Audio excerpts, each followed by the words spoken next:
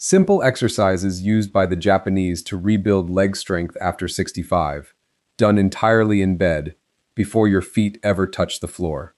In Japan, besides being the country with the highest number of people over 100 years old in the world, adults and elderly manage the incredible feat of maintaining strong, steady legs even after 80. While in Western countries, health authorities already report that most people begin losing muscle and leg strength after 50, and that this loss accelerates sharply after 60. This muscle loss brings devastating consequences: difficulty rising from chairs, trouble climbing stairs, walking distances that were once simple, and a drastically increased risk of falls, which represent the main cause of loss of independence in old age. And here is what almost nobody in the West understands. The Japanese do not fix this by walking more. They fix it before they ever stand up. For generations, they have lived closer to the floor, and their mornings begin with slow, controlled movement while the body is still lying down. Walking maintains what is left. These movements rebuild what is missing. And as I usually say, if they can do it, it is because there is a method, and you can replicate it. But before we begin, please tell us through the comments your name and the city from where you are watching our content. Everything you will see today takes about 8 minutes, and you never have to stand up to do it. Exercise number 1, the knee sway. This is a movement most people would never call exercise. It looks gentle. What happens inside your spine and hips is not. In traditional Japanese homes, life happens at floor level. Sleeping on a futon, sitting on tatami, lowering and rising many times a day. That constant rotation through the middle of the body is something Westerners lose almost entirely once life moves onto chairs and sofas. The knee sway gives it back, and it is the first thing the body asks for after a night of stillness. Rotation through the trunk is one of the very first movements we lose with age. When your trunk stops rotating, your stride shortens and your balance narrows. That is why so many people over 65 walk with short, careful steps. It is not fear, it is stiffness. Research on older adults consistently connects reduced trunk and hip rotation to shorter stride length and slower walking speed. And walking speed is one of the strongest predictors we have of how independently a person will age. To perform it correctly, lie flat on your back with your knees bent, feet flat on the mattress about hip-width apart, and your arms resting out to your sides. Now slowly let both knees fall together to the right, only as far as feels easy. Pause there for one breath, then bring them back through the middle and let them fall to the left. A slow, gentle windshield wiper. The secret is in your shoulders. Both shoulders must stay down and heavy against the mattress the whole time. The moment one peels up, the rotation leaves your spine, and the movement becomes nothing more than your legs swinging.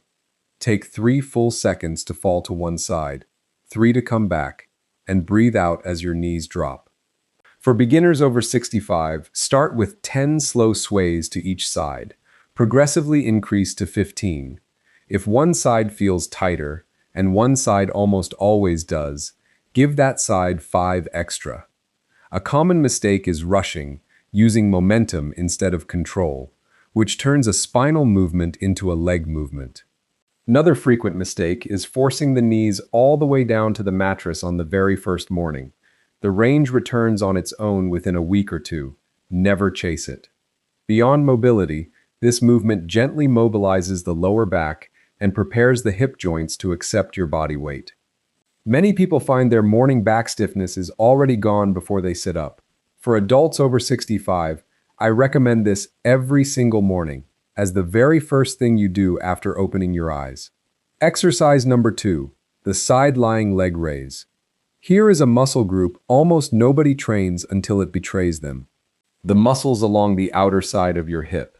Their only job is to keep your pelvis level every time one foot leaves the ground, which is every single step you take. When they weaken, your pelvis dips with each step, your body sways from side to side, and you become vulnerable to the sideways fall. That is the exact fall that breaks hips. Weakness in these muscles is one of the most common findings in older adults who have fallen within the past year, and Japan's notably low hip fracture rate compared to Western countries is one of the clearest signals that this side-to-side strength can be preserved into old age. To perform it correctly, roll onto your side with your bottom leg bent for support, your top leg straight, and your body in one long line. Now lift that top leg about 12 inches, slowly, taking 3 seconds. Hold at the top for 2 seconds. Lower for 3 seconds. Repeat. The secret is in the angle of the leg. Most people let it drift forward and turn the toes up toward the ceiling. The moment that happens, the front of the hip takes over, and the muscle you are trying to reach does nothing at all. Keep the leg slightly behind your body's line, and turn your toes very slightly down toward the floor. You will feel the effort move to the outside of your hip. That is the muscle you came for. For beginners over 65, start with 8 repetitions per side. Progressively increase to 12, then 15.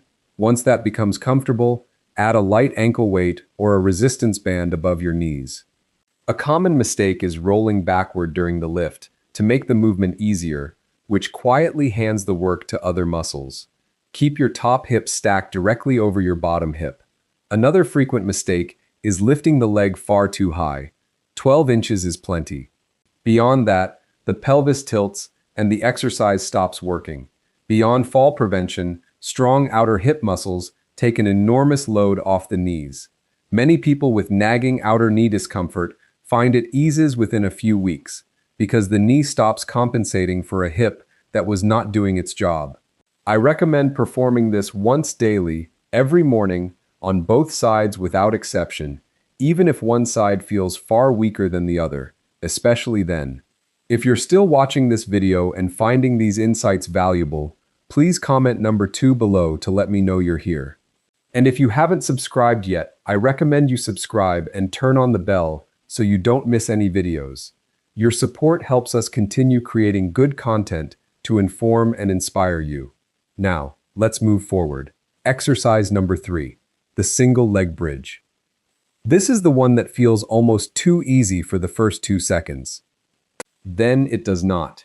Your glutes are the largest muscles in your body, and after 65 they are usually the most asleep. Years of sitting shut them down and force your lower back and hamstrings to do their job instead. That is where morning back stiffness truly comes from. It is not your spine wearing out. It is your glutes not working. The Japanese preserve these muscles almost by accident, through a life of lowering to the floor and rising again. In the West, we sit down onto a chair and let the chair do the work. The single leg bridge rebuilds what that habit has quietly taken. Hip extension strength, which is what this movement trains, is directly tied to how safely you rise from a chair, a toilet, or a car seat, and it is one of the first capacities to decline in adults who go on to lose their independence. To perform it correctly, lie on your back with your knees bent and feet flat on the mattress. Straighten one leg and hold it in line with your other thigh. Now press through the heel of the bent leg and lift your hips until your body forms a straight line from knee to shoulder. At the top, squeeze that glute hard for 2 full seconds. Then lower slowly, taking 3 seconds, until your hips hover just above the bed. Do not rest. Go straight into the next repetition. The secret is in the squeeze at the top. Without it, your lower back and hamstrings will take over the entire movement, and your glutes will stay asleep, which is the exact problem you are trying to solve. Keep both hip bones level, as if you were balancing a glass of water on your pelvis. For beginners over 65, start with 6 repetitions per side, progressively increase to 8, then 10, with a slower lowering. If a single leg is too much at first, do 2 weeks with both feet down before you split it. A common mistake is pushing through the lower back instead of the glute, which you will feel immediately as an arch and a pinch in the spine. Keep your ribs down. Another frequent mistake is letting the hips twist toward the working side, which hides the weakness instead of correcting it. Single leg work matters because almost everyone is stronger on one side, and that hidden gap is what later shows up as a limp, a stumble, or a fall. Before we continue, do not forget to subscribe to the channel. Having constant access to information based on real science is what will let you keep your strength and your independence for the long term. Exercise number 4, ankle circles. Now we move to the joint that touches the floor first every single morning, and the one almost nobody thinks to train, your ankles. Japanese daily life has always demanded far more ankle motion than ours. Kneeling, rising from the floor, removing shoes at the entrance of every home. Modern Japanese rehabilitation places heavy emphasis on the ankle for exactly this reason, because it is the foundation everything above it stands on. After 8 hours of lying still, your ankles are the stiffest joints in your body. The fluid that keeps them gliding has settled, the muscles around them are cold, and then you ask them to carry your entire body weight the second your feet hit the floor. That is exactly why the first steps of the day feel unsteady for so many people over 65. Your ankles are also where your balance actually lives. Every tiny correction that keeps you upright, every small adjustment on a rug or a stair, begins at the ankle. When ankle motion shrinks, your body loses the ability to make those small corrections, so it starts making big ones instead. Big corrections are how people fall. Reduced ankle range of motion and weakness around the ankle are among the most consistent differences found between older adults who fall and those who do not. To perform it correctly, stay lying on your back or sit at the edge of the bed, whichever is easier. Lift one foot slightly. An inch or two is enough. Now slowly draw the biggest circle you can with your toes, taking 3 full seconds for one complete circle, moving through the fullest range your ankle allows. 10 circles in one direction, 10 in the other, then switch feet. The secret is in the size and the slowness of the circle. Small, quick circles use only a handful of muscles right at the joint. Big, slow circles recruit the entire network of small stabilizers through your foot and lower leg, and those are precisely the muscles that fade first with age. For beginners over 65, start with 10 circles in each direction on each foot, 2 sets. Progressively increase to 15 circles, 3 sets. If one ankle is stiffer, and one usually is, give it an extra set. A common mistake is letting the whole leg swing along with the foot. That is momentum, not exercise. Your leg must stay completely still while only the ankle moves. Another frequent mistake is stopping the moment you meet stiffness instead of moving gently through it. Beyond strength, this exercise pushes blood and fluid out of the feet and ankles after a night of stillness, which noticeably reduces morning swelling and helps cold feet warm up faster. I recommend performing this twice a day. Once in bed in the morning and once in the evening before sleep. If you're still watching this video and finding these insights valuable, please comment number 4 below to let me know you're here. And if you haven't subscribed yet, I recommend you subscribe and turn on the bell so you don't miss any videos. Your support helps us continue creating good content to inform and inspire you. Now, let's move forward. Exercise number 5, the supine clamshell. This is the Japanese bed movement from the title of this video, and the single most valuable 90 seconds of your morning. Lie flat on your back, bring the soles of your feet together, and let your knees fall open to the sides so your legs form a diamond. This is a resting position Japanese people have used on the floor for generations, and in Japan, it is treated as rest rather than as exercise, which is exactly why it is performed so often and so easily. This is not just a hip exercise, it is the movement that ties every other one in this video together, because it trains both sides of the hip in a single motion. Nothing else here does that. Opening the knees trains the outer hip and the deep muscles that steer and rotate your legs. Closing them trains your inner thighs, the adductors, which collapse quietly with age and are directly connected to sideways instability and the loss of a steady stride. And the whole movement carries your hip joint through a range of motion that walking never touches, not in a single step. To perform it correctly, begin in that diamond position and rest there for one slow breath, feeling the stretch through your inner thighs. Then press your knees back up toward each other until they are a few inches apart, using your muscles rather than momentum. Squeeze and hold for 2 seconds. Then open them back down slowly, taking 3 full seconds, resisting the whole way until you feel that stretch again. The secret is in the lowering. Most people let gravity pull the knees open, and gravity is not exercise. You must control the way down. 3 full seconds, fighting it the entire time. That resisted opening is where the deep hip strength is actually built. For beginners over 65, start with 10 slow repetitions, which takes about 90 seconds. Progressively increase to 12, and then add a resistance band above your knees once the movement feels easy. A common mistake is arching the lower back away from the mattress as the knees open. If that happens, slide your heels a little further from your body until your back stays flat. Another frequent mistake is holding the breath during the squeeze. Breathe out as you press your knees together, and breathe in as you open them.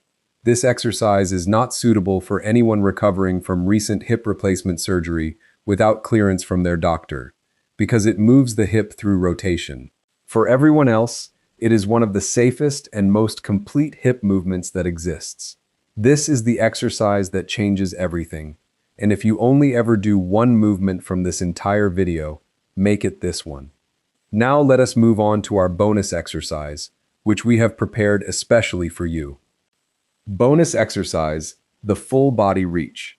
This is not a specific exercise for the legs, but it protects everything the other 5 movements build, and it takes 20 seconds. Consider it an extra gift from our video to you. The full body reach is simply this.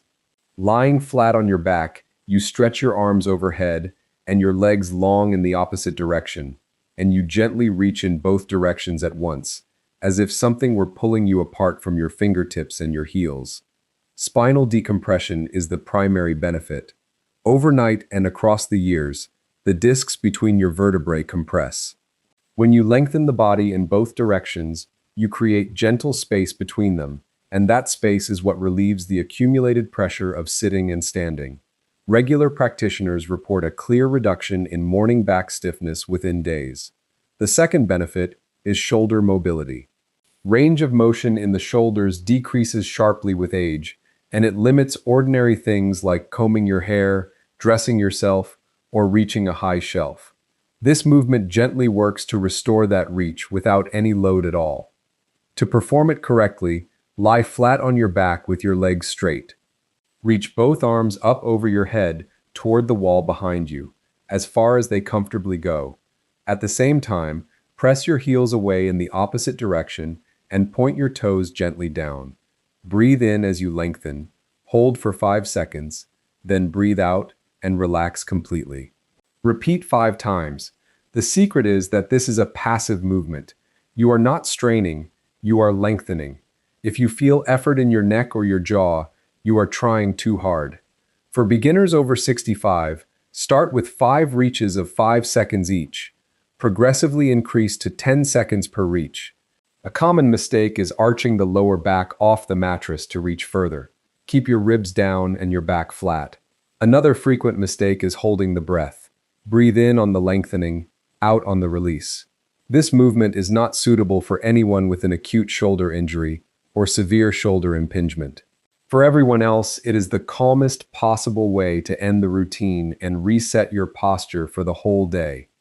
And there you have it, 5 bed exercises and 1 bonus that, for adults over 65, do something walking simply cannot do. Walking maintains what is left. These rebuild what is missing. You do not need a gym. You do not need equipment. You do not even need to stand up. All you need is the bed you are already lying in, and about 8 minutes before your feet touch the floor. Do them in order, 1 through 5, every morning for 3 weeks. The strength is sitting right there, waiting. All it costs is showing up before you stand up. If you like this and want to discover the Japanese sitting and standing habits that keep the spine straight and the hips strong well past 80, we have left a video appearing right now on the screen showing each one and how to perform it correctly. Do not miss it. Thank you for watching this far, and may God bless you, my friend.